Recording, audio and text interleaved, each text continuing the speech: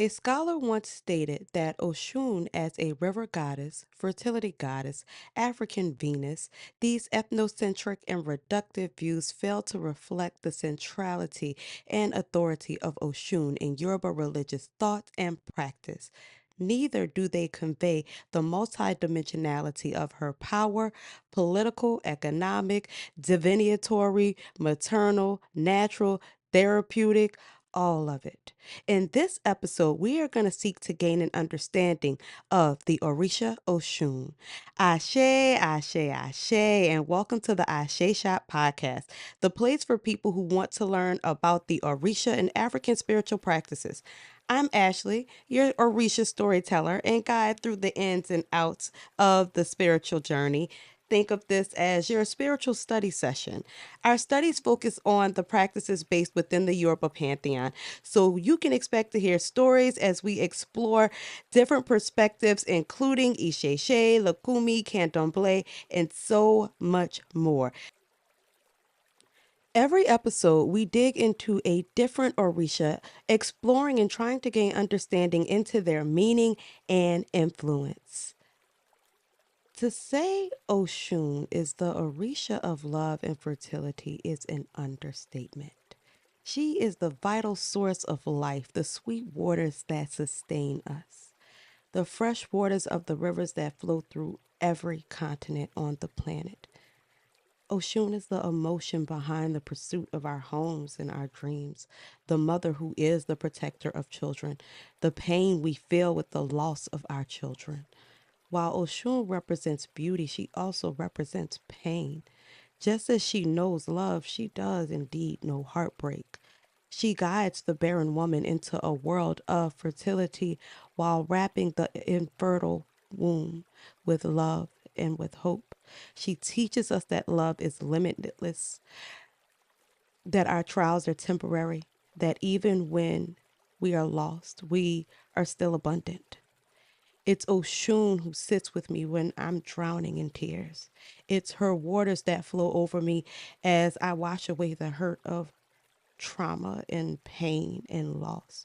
Oshun is the love I feel in my heart for those I have lost, for the hurts that I have released as I leave her offerings at the river. Mafere Fun Oshun. This episode, and it wasn't a really easy one for me to research because in taking time to dig deeper into who Oshun is, I couldn't help but gain an understanding into who I am and some of the trials and tribulations I faced throughout my life. Starting off with our first story, this story literally there are people who will tell you that Oshun is the daughter of Yamaya. She's the daughter of this one and that one. Oshun is the 17th Arumole. Oshun is the 17th energy sent down by Olodumare to complete the ashe in the energy on earth.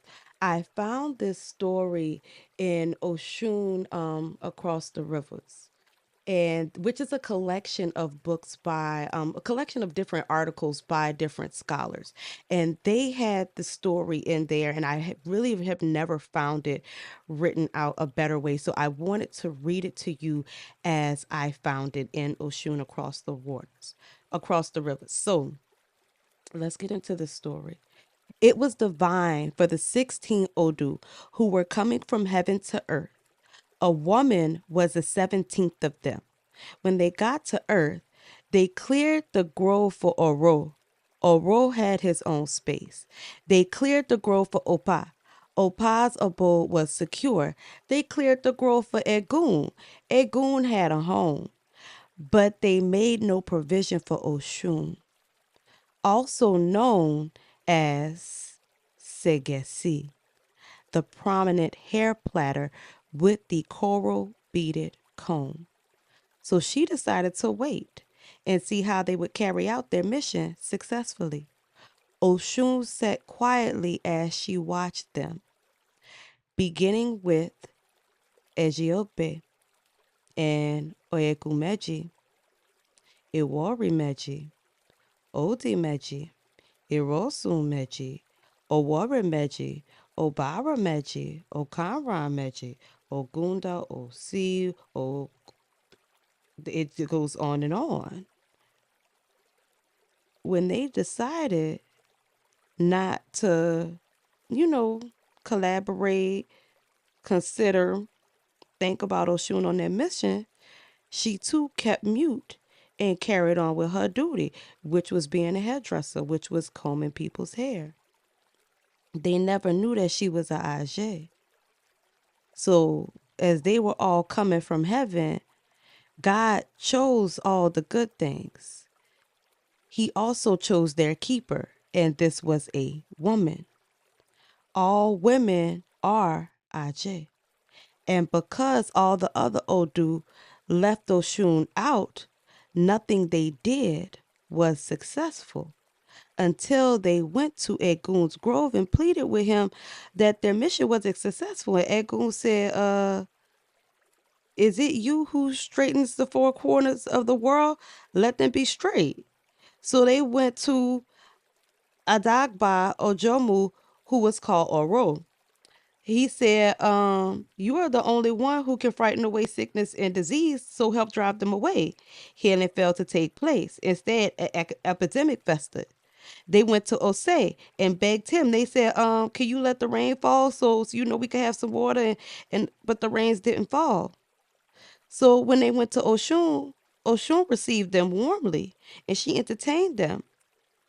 But shame would not let them confide in Oshun, whom they had ignored. So they had it for heaven. They said, Olodumare can help us. We won't have to ask Oshun now. We could just go ask Olodumare. So they went to Olodumare and they talked about the mission with them. And Olodumare said, well, when you went about your mission on earth, when you left heaven and you arrived on earth, everything was going well, right? And they were like, yeah, but later things got bad and nothing's been successful. And Olodumare said, well, how many of you are there? They said 16. Oshun said, well, when you were leaving heaven, how many were you? They said 17. Olodumare said, well, you are all intriguers. And the one that you left behind, if you do not bring her here, there will be no solution to your problem. If you continue this way, you will all fail. When they returned to Oshun, they addressed her. They said, Mother, the prominent hair platter with the coral beaded comb, we have been to the Creator, and it has been discovered that all the Odu were derived from you, Oshun. That all our suffering will continue if we fail to recognize and obey you, Oshun. So on their return to Earth from the Creator, all the remaining Odu just wanted to pacify and please Oshun. But Oshun would not go out to them because she's like, I'm pregnant. I'm expecting a child. I know you don't want me to work in my condition because y'all know I'm weak and I can't do nothing. But even that, they still begged, they still pleaded. And she said, you know what? Y'all gonna have to wait till I have this baby. And depending on the sex of this child, I'll help you. If it's a child is a male, I'll help you. If the child is a female, y'all gonna have to find somebody else. Baby, when I tell you, they all went begged and pleaded. They was making apple. They was doing everything they needed to do. They was waiting on shoe, hand, and foot. They said, you want a goat? You want what you want? You want what we got, whatever you want. You want some honey? You want some jewelry? You want some money here? Oshun did indeed deliver a male child who became known as Ose Torah. And the story goes deeper than that, but we're going to leave it right there because in this, we're focusing on Oshun. And we're focusing on Oshun's role as Orumile when she came to the earth, meaning that she was created by Olodumare themselves. She is the spirit of the river, the spirit of coolness that comes down to the earth and just kind of literally cools everything down. It's almost like everything was hot and heated and a lot of warfare and a lot of just aggression before Oshun. And the whole time Oshun is over here chilling. There are a lot of confusion surrounding Oshun's birth. And this can be credited, to those missionary priests who went to Africa and heard some stories and decided they was going to misinterpret everything that they heard. So there's a lot of confusion regarding her origin. But within Yoruba practice, especially within Isheshe practices, we see this common theme of Oshun being simply divine on her own, sent down Orumile from heaven, being the child of none other than Olodumare, just like the other major orishas, and just like them, walking many paths, having just many roads that she walks down as she grows and adapts and manifests. Even from the text, African narratives of Orisha spirits and other deities, Alex Kuoko identifies that as a deity, Oshun is said to be the 17th Orisha, who came into the world at the time of creation as and is credited as the only female Orisha to witness creation. When Olodumare created the world, he chose Oshun to be the guardian of children, to watch over the little ones from the moment of conception as a fetus in the womb, through infancy, through childhood, until the time they are able to become rational and are able to communicate in any language and fend for themselves. For this reason, Oshun is considered the Orisha of fertility and maternity. Any woman who wishes to conceive children must ask Oshun for help in doing so, because she controls fertility and has good relationships with Iyamiaje, who are known as the witches and sorcerers, who have power over wombs and menstrual cycles. In Yoruba land, when a woman becomes pregnant, they immediately associate their pregnancy as Ashe granted from Oshun, as well as their her divine manifestation. According to some myths, Oshun has unlimited powers, which are especially useful during difficult pregnancies. We see Oshun show up in these situations that are helpless. When you have these, and how many stories have we seen where there are women, entire villages and towns of women who are barren, who the only Orisha they can go to for help is Oshun. But we also see this dynamic show up when it comes to war and diplomacy and politics, where it's kind of like nobody else can really solve this problem. But then Oshun shows up and she's like, well, I have the solution. Hmm.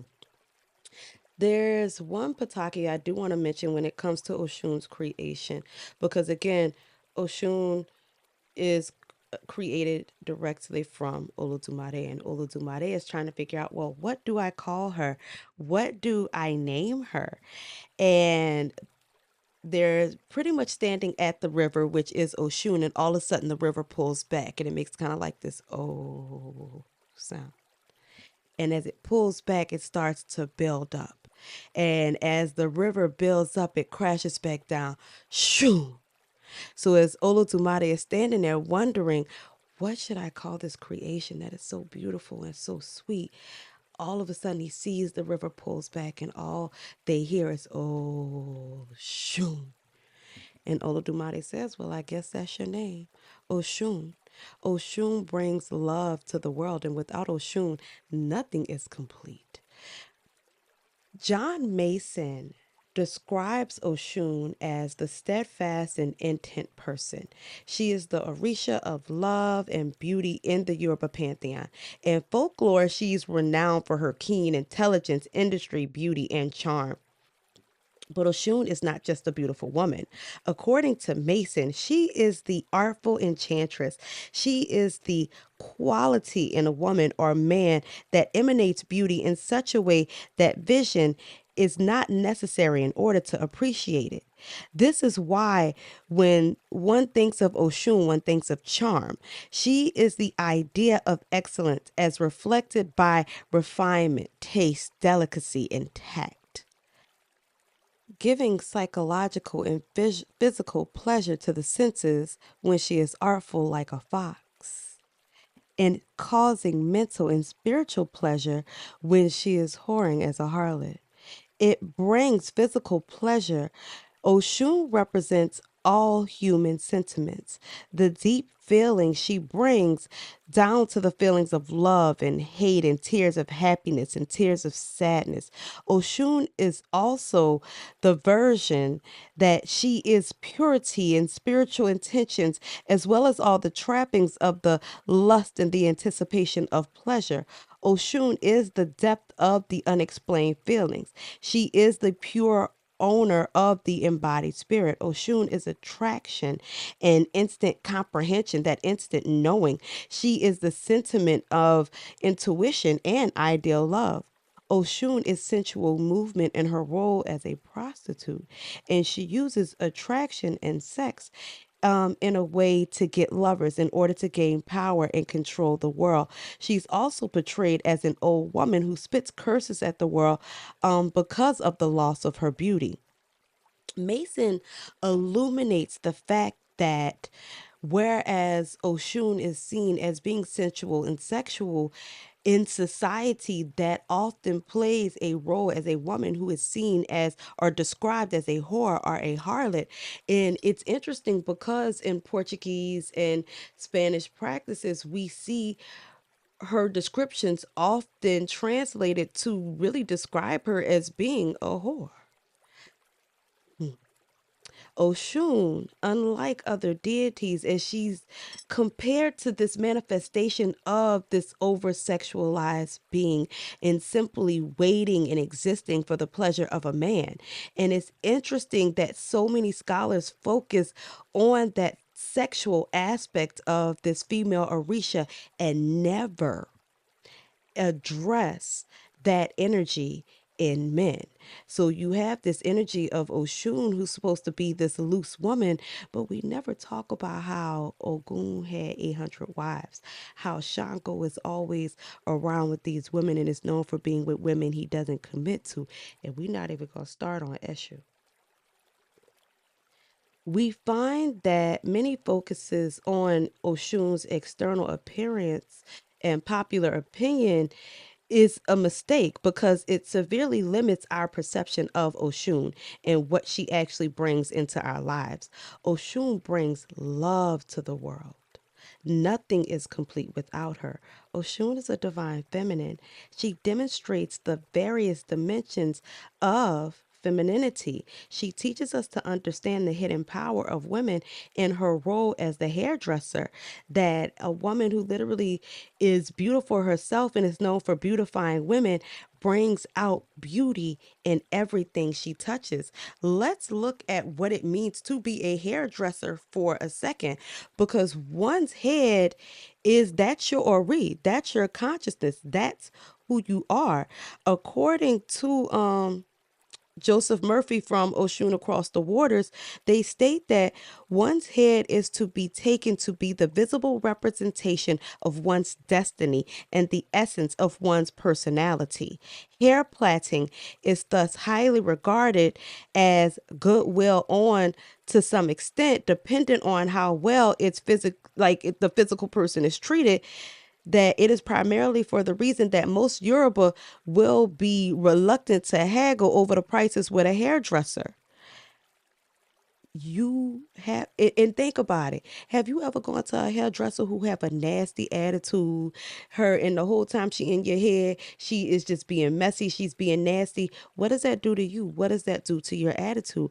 Oshun's energy as a hairdresser is not just about the physical style that she puts out, but the energy that she puts into her work. That's why y'all gotta respect them hairdressers. Stop arguing with them people that do your hair. And if you see the hairdresser got a nasty attitude, baby, go on about your business. Oshun tips. See, you learned that from Oshun. Oshun is also known for being the wife of the Babalawo. Because what's interesting is while these scholars will go back and be like, well, Oshun is representation of the divine feminine, the woman, the whore, the prostitute. She was the wife of Orumila, the wife of the Babalawo, and the lover of the warrior. In these roles, she's often found as being secondary or submissive to men, but isn't it the quiet housewife that knows where everything belongs in the house, that teaches the children manners, that keeps her husband happy, that brings him peace, that creates community within the household and around the household? It is important as as important as the role of the person who provides the roof is the one who makes everything under that roof a home. She's also the lover to the warrior, to the man who's seen the ugliest parts of the world, who's seen trauma, who probably had post traumatic stress disorder, the man who can't sleep at night because of the things he's witnessed in duty to his family, to his country. It is Oshun who brings peace to the warrior. So while we have some scholars that want to glorify her as being a harlot, when we really look at the role of Oshun, we have to understand that she cools everything down. She is the wife. She is the lover. She is the mother. Think about, and that brings us to story number two, because I know y'all probably like, Ashley, what the next story, baby, is coming. We know about the story where Oshun pulls Ogun out of the wilderness. Nobody else could get Ogun out of the wilderness. Ogun done had enough of everybody. He is pissed off. He is mad. He decides to leave. And everybody tries to get him back. It is only met with aggression and hostility. Oshun does not walk into the woods. Oh, you gonna come back. Oh, you gonna be over here. You gonna do what I said because I'm a woman and I'm telling you. Women, when has that ever worked? Moving in your divine feminine, Oshun knew that she had to sing Ogun out of the wilderness. Ogun walked out of the wild like it was his own idea. He didn't know the planning and preparation Oshun had put into pulling him out, that she had gone and got her special honey, that she had put on her special outfit, that she had her special eyelashes on so she could bat them at him gleefully and sensuously. We see Oshun walk into the woods not timid and afraid, but confident. We see her begin to sing and dance alluringly. Ogun smells her before he sees her and feels her before he hears her. Her energy is that strong. You ever met somebody and it's like you could feel this person in the air before you are even embraced by their presence. Ogun could smell a sweetness in the air that he did not know was there before.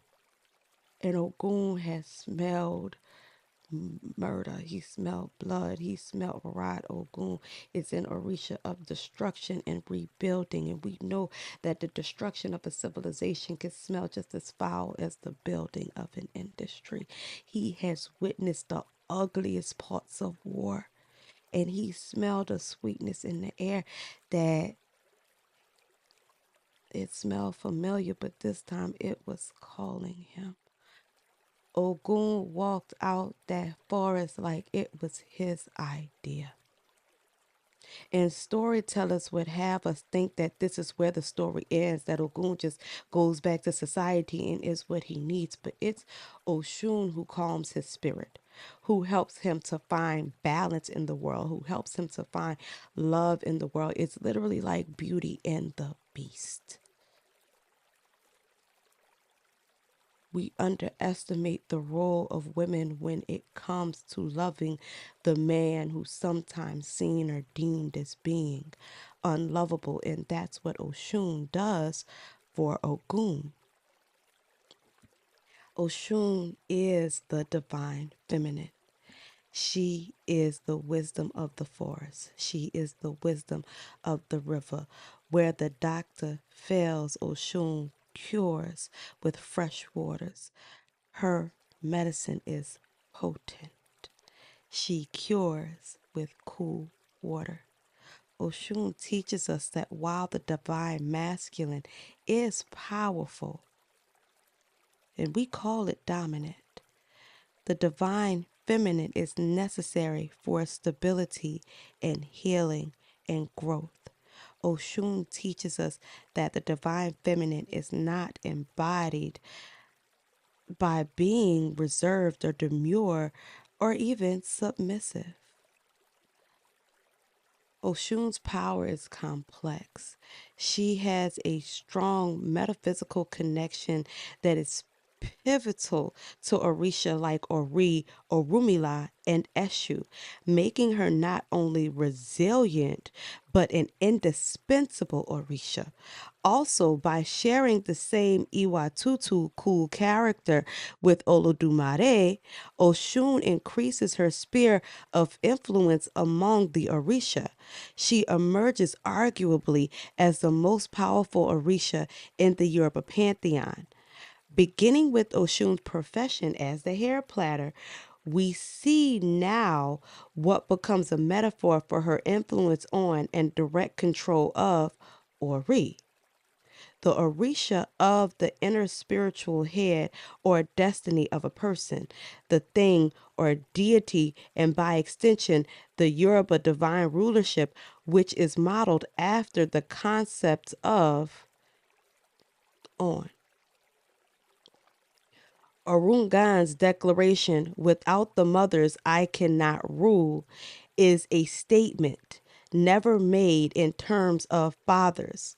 He reveals the true source of power in traditional politics and government. The previous excerpt you can find in Oshun Across the Waters. Of course, you're going to find all that in the description. But this author literally describes to us that Oshun, we don't hear of any other Orisha having control over Ori. I was even instructed by Babalawo. He said, your Ori is too hot. You need to take cool water and pour cool water over your head. And I said, well, do I need to add something to it? He said, no. Do I need to put herbs in it? He said, no. Well, do I need to boil it? He said, hell no. He said, take cool water, pretty much damn near cold water, and pour it over your head to cool your Ori, to cool your character. Iwa tutu. And we see that it's only Oshun who has this power. Oshun shows that the divine feminine is necessary for success. And Oshun shows us also how women succeed in leadership positions. Also, often being the first to offer to solve a problem with never hesitating to offer a solution, but constantly being underestimated and undermined in times of war. We know Oshun receives the brunt of the male ego. And even we see this when Yoruba practices are brought over to the New World, the brunt of the male ego makes her a submissive, docile, silly looking woman. And we know that's not what she is. They make her the envy of other women. And because she's not aggressive or fight with sheer force, Oshun often embodies the victim. When we do see Oshun go into battle, she's not, again, not going in aggressively. She's singing, she's dancing, she's approaching her enemies with honey on her hands. She acts with strategies to suppress not just jealousy, but aggression also. When it comes to motherhood, we see several different aspects from from the Orisha Oshun. We see the doting mother. We see the helicopter parent. We see the parent who's like, oh, they're good. They'll learn on their own.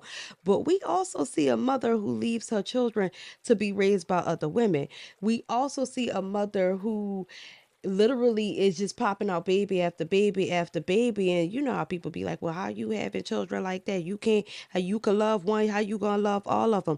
We see these different aspects of motherhood, and we see how she responds to them in different ways. Oshun, we also do see the victim. We do see the woman who again is the brunt of the male ego. Story number 3 in this episode comes from African Narratives of Orisha Spirits and Other Deities by Alex Kuwoko. Y'all better get this book. If y'all don't have it, I need y'all to go get it. Oshun is the second wife of Shango, and she's known as being the most beautiful of all his wives. And because Shango gets jealous, he keeps her as a prisoner in his palace.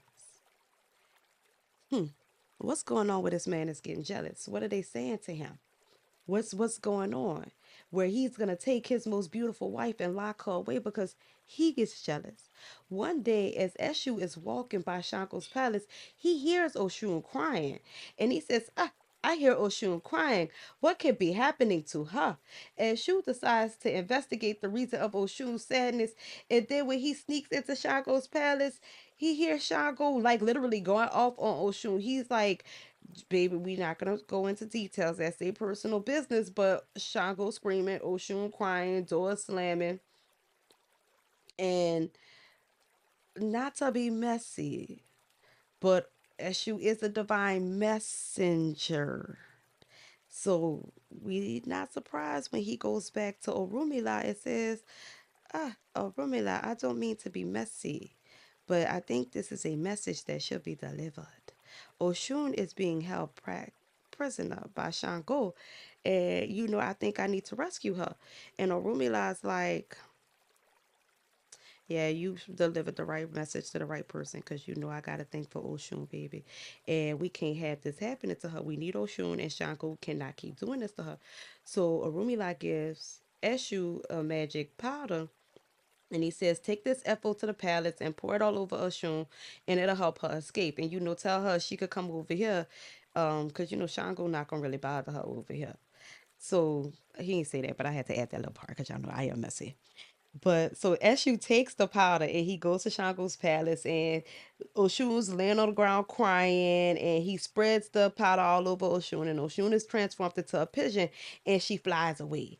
We're not gonna say where she goes because we not gonna be messy. But I'm just saying Orumila was very happy to help Oshun out of that bind.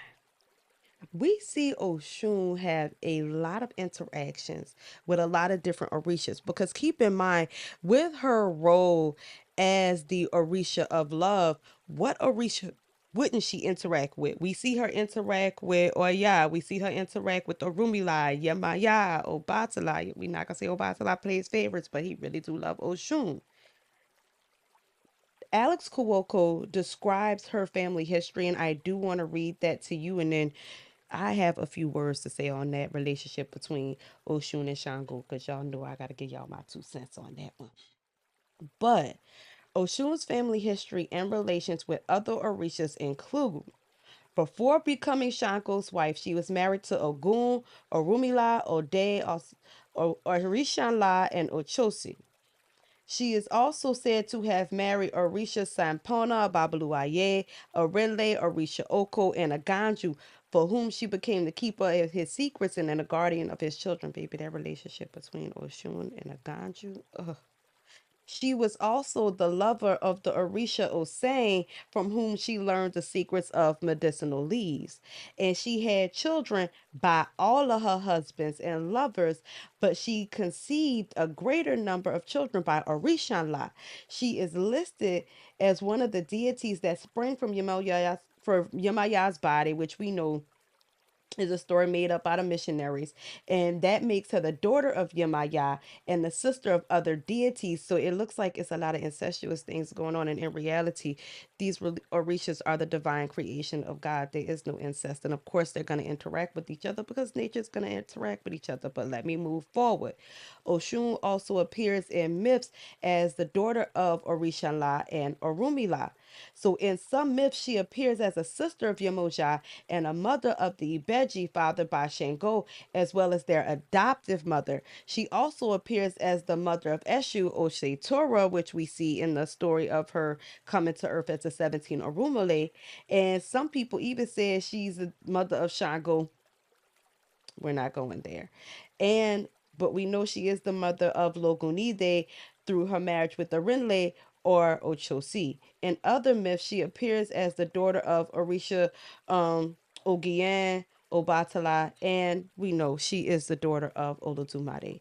Alex Kuoko is always very thorough in his description, so he's gonna give a full description. But when it comes to Oshun, it's almost like she's so blatantly misunderstood. They wanted to really, why do you think the missionaries really wanted to go in on distorting our perception of Oshun?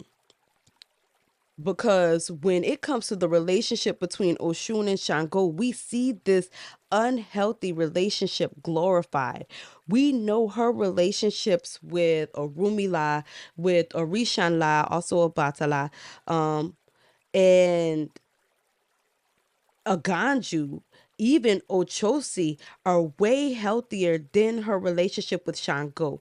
In her relationship with Shango, we see his relationships with other women become a problem where his other lovers are blatantly disrespectful to Oshun. We see him be blatantly disrespectful to Oshun as we saw in the previous story. It's but why is this story so romanticized? Why don't we romanticize more the relationship between Oshun and Ogun, where she brings peace to his life? Why don't we glorify the relationship between Oshun and Ochosi, where they're literally just looking and finding love in each other? Why don't we glorify the relationship between Orisha and Oshun, where you see the Obatala, Rishanla's energy is always working tirelessly, and she's there just being stable, being loving, being consistent. Isn't that the type of love we want? But then we glorify this love between Shango and Oshun. But I digress. I'm going to leave that there. Oshun is one of the most popular Orisha because we see ourselves in her. The lover, the sister, the mother, the woman. She experiences many of the trials and tribulations that plague our lives today. She has been cheated on, betrayed, the victim of jealousy, being underestimated because she is too cute to be overestimated, I guess. She is the one that we call on when we want fertility in our lives and in our wombs, when we find ourselves barren, as we cry her name into our pillows. She is the one who answers our prayers and fills our wombs with joy and our hearts with abundance. It is Oshun who teaches us how to survive heartbreak and to continue smiling in the jealous faces that plot behind our back. Oshun is more than the small, fragile, demure Orisha she is depicted to be. She is a warrior who will defend her loved ones as fiercely as any man.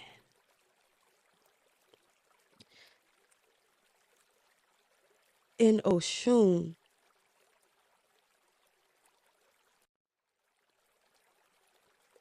we find ourselves reaching out to her every day.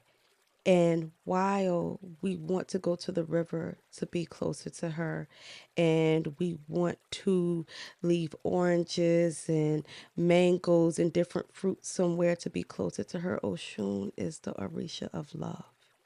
And on my journey, I've learned that in order for me to be closer to Oshun, I had to learn to love myself. And in showing love to myself truly, completely, unconditionally, Oshun wrapped me in a love that is never ending, that is undying, in a light that is never dimmed and never diminished.